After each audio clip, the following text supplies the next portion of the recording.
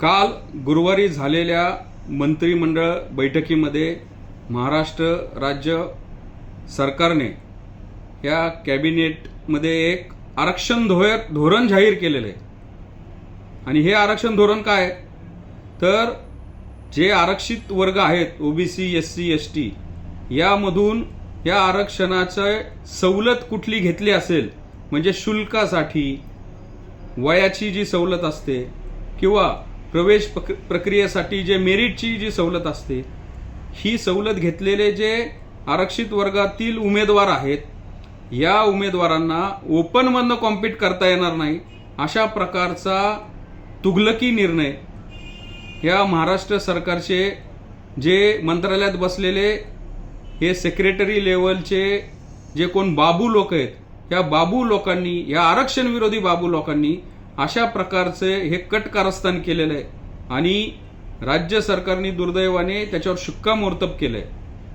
खऱ्या अर्थानं आपण पाहिलं असेल तर ओपन कॅटेगरी म्हणजे जनरल कॅटेगरी जो कोटा म्हणतो तो ओपन फॉर ऑल असतो, तो ओपन पूल असतो। याच्यामध्ये एससी समाजातील, एसटी समाजातील, ओबीसी समाजातील जो पण कोणी असेल आणि तो गुणवत्ताधारक असेल, तो तेवढा कट ऑफ क्रॉस करत असेल तर त्याला तिथं कॉम्पीट करता येतं, असे न्याय निवाडे आहेत, सर्वोच्च न्यायालयाचे निर्णय आहेत।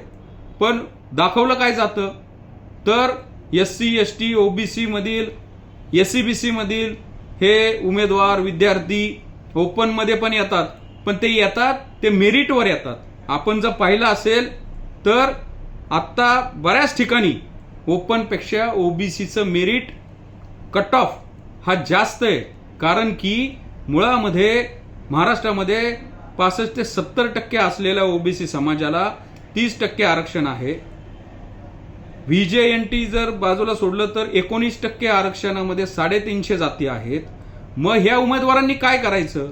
आता हा निर्णय म्हणजे काय तर एखाद्या जेवणाच्या पंक्तीला तुम्ही आतमध्ये जाताय तर तिथं गेटवरच तुमच्या कपाळावर शिक्का मारायचा की यांनी जेवण केलंय, आणि जर आतमध्ये गेलं आणि त्याला तिथं ते जेवण मिळालं नाही तर बाहेर आला तरी त्यांनी उपाशीच राहायचं। अशा प्रकारचा हा तुघलकी निर्णय आहे, हा संविधानिक हक्काधिकारांची पायमल्ली करणारा आहे, आरक्षण तत्वाची पायमल्ली करणारा आहे। याच्यामुळं काय होणार आहे? हे ओबीसी, एससी, एसटी समाजातील जे गुणवत्ताधारक विद्यार्थी आहेत, ज्यांच्याकडे गुणवत्ता आहे, मेरिटोरियस जे विद्यार्थी आहेत, त्यांना ओपनमधनं कॉम्पीट करता येणार नाही। आणि ओपन कोटा कुणासाठी आहे? ओबीसीच्या 450 जाती ओबीसीच्या कोटामध्ये, एससी एसटीचा ते सगळं कव्हर होत आहे। जो महाराष्ट्रामध्ये सर्वात आपण मोठा जात समूह समजला जातो तो मराठा समाज, तो ऑलरेडी कुणबी दाखल्यांनी ओबीसी मध्ये घुसलेला आहे, तो एक वेगळाच वाद चालू आहे।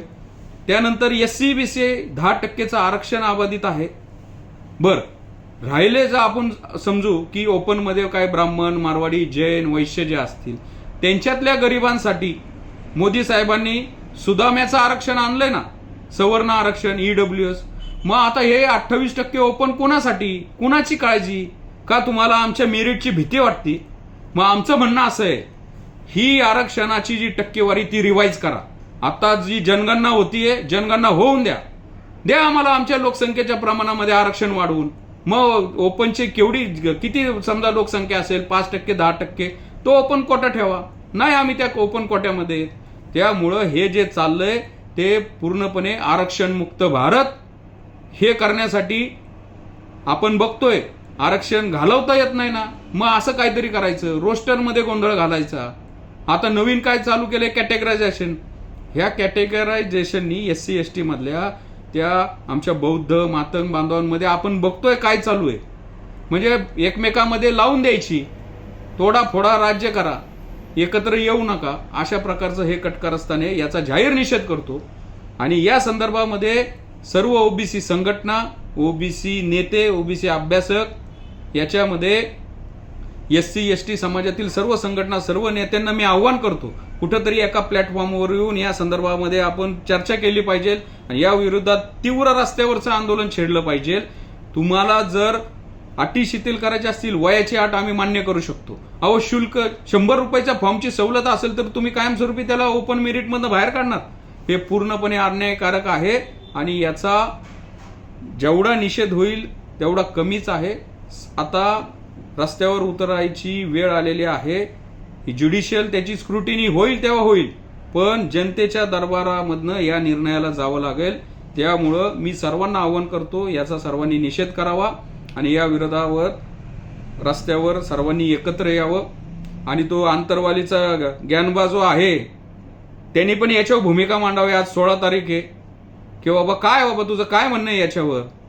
कारण की मराठा समाजातील पण गुणवत्ताधारक विद्यार्थी ते पण ओपनमध्ये जाऊ शकत नाही, कारण की त्यांच्यासाठी SCBC आहे. त्यामुळं महाराष्ट्रातील 90% जनतेच्या भवितव्याचा घात करणारा हा निर्णय आहे. या संदर्भामध्ये सर्व लोकप्रतिनिधींनी, OBC नेत्यांनी, OBC सेलच्या पदाधिकाऱ्यांनी तोंड उचकटावं, याच्यावर मत मांडावं, एवढं मी त्यांना आवाहन करतो. धन्यवाद. जय OBC, जय संविधान.